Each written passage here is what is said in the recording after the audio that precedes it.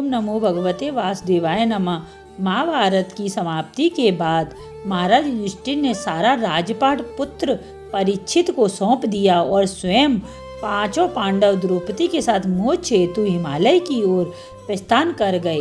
परीक्षित एक सम्राट बनकर अपनी जिम्मेदारी को निभाने लगे।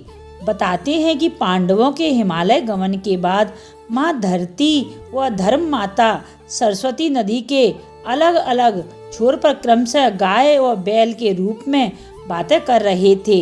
गाय रूपी धरती बेहद दुखी थी तो धर्म रूपी बैल ने पूछा कि अब तो महाभारत के पश्चात चीख पुकार हिंसा नफरत समाप्त हो गया है, तो आप निराश क्यों हैं? तब धरती रूपी गाय ने कहा कि हे धर्म, क्या तुम सच में देख नहीं पा रहे हो कि तुम्हारे चारों पैरों में अब मात्र एक पैर ही बचा है। आगे माँ धरती ने यह भी कहा कि पहले योगेश्वर श्री कृष्ण के चरण मुझ पर पड़ते थे और अब मैं निश्चित थी, सौभाग्यशाली थी, पर अब ऐसा नहीं है। इन दोनों की आगे कुछ बात होती, ठीक तभी असुर के रूप में कलयुग वहां आ धमका। आते ही उनके गाय और बैल को परेशान करना शुरू कर दिया, चूंकि आसुरी प्रकृति होती ही यही है। ठीक तभी सम्राट परीक्षित वहां से गुजरते हुए निर्दोष निरहारे गाय व बैल को दुखी होते देख उन्होंने कलयुग को ललकार की, हे दुष्ट पापी, तू कौन है? उन्होंने कलयुग पर धनुष ताने हुए कहा कि तेरा अपराध क्षमा योग्य नहीं है और तेरा वध किया जाना ही उचित है। हालांकि परीक्षित बैल के रूप में धर्म को पहचान गए थे। उन्होंने धर्म से तत्काल पूछा कि यह कौन है, पर धर्म ने जवाब नहीं दिया। तब राजा परीक्षित ने कहा कि धर्म को भली भांति जानने के पश्चात भी किसी के विषय में गलत ना कहते हुए अपने ऊपर अत्याचार करने वाले का नाम तक नहीं बता रहे हैं।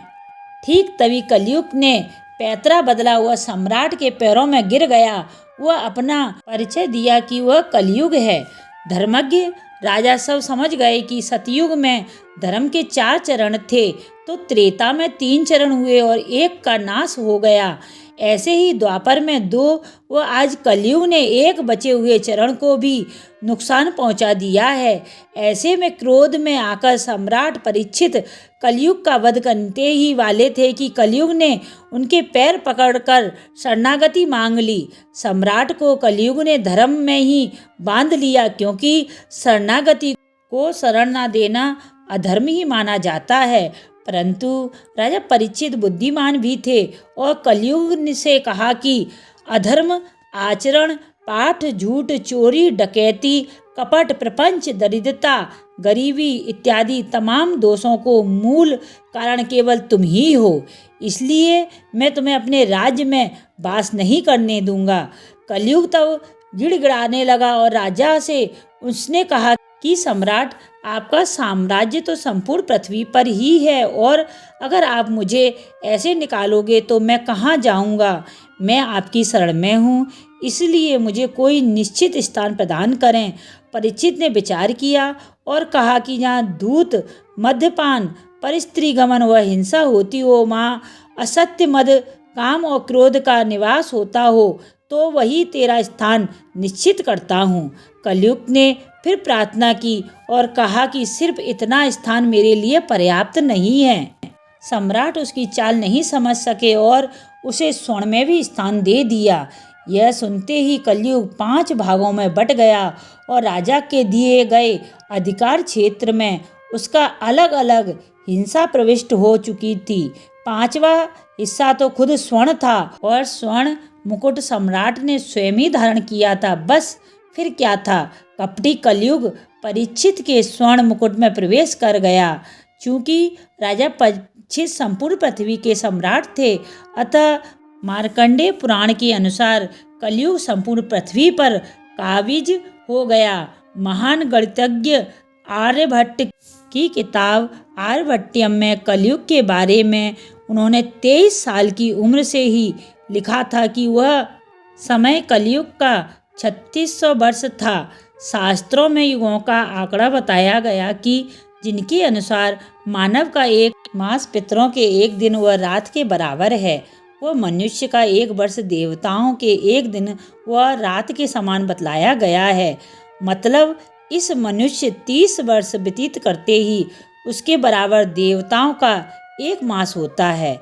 इसी प्रकार मानव के 360 वर्ष देवताओं के 1 वर्ष कहलाते हैं। इसी गणना को लेके मनुष्य के 4,32,000 वर्ष यानी देवताओं के 1200 दिव्य वर्ष का पूरा एक कलयुग माना गया है। अर्थात कलयुग की उम्र 4,32,000 साल लंबी है। खास बात यह है कि अभी तक कलयुग का मात्र 1 चरण पूरा हुआ है, मतलब 5118 वर्ष बीत चुके हैं और तकरीबन 4,26,882 वर्ष बाकी हैं। ब्रह्मवेत्ता पुराण के मानो तो सभी पाप बहुत बढ़ेगा। जब कलयुग अपने चरम पर होगा तब मात्र 5 वर्ष की उम्र में स्त्री गर्भवती हो जाएगी और 16 वर्ष की उम्र तक मनुष्य का बुढ़ापा आ जाएगा। वह अधिकतम 20 वर्ष की आयु तक उसकी आत्मा मृत्यु प्राप्त कर लेगी। इसमें इंसान के बौने होते जाने का वर्णन भी किया गया है। इतना ही नहीं, कलयुग का जब 50,000 साल पूरा होगा तब मोक्ष दायिनी गंगा सूख जाएगी और पाप से रिक्त होकर भी वैकुंठ धाम चली जाएगी। आप जानकर हैरान हो जाएंगे कि मात्र 10,000 वर्ष पूरे होने पर धरती से देवताओं का पलायन स्टार्ट हो जाएगा, क्योंकि कलयुग के पापों को वह सहन नहीं कर सकेंगे। पूजा धर्म कर्म हो जाएंगे। जय जय श्री राधे, जय जय श्री राधे, जय जय श्री राधे।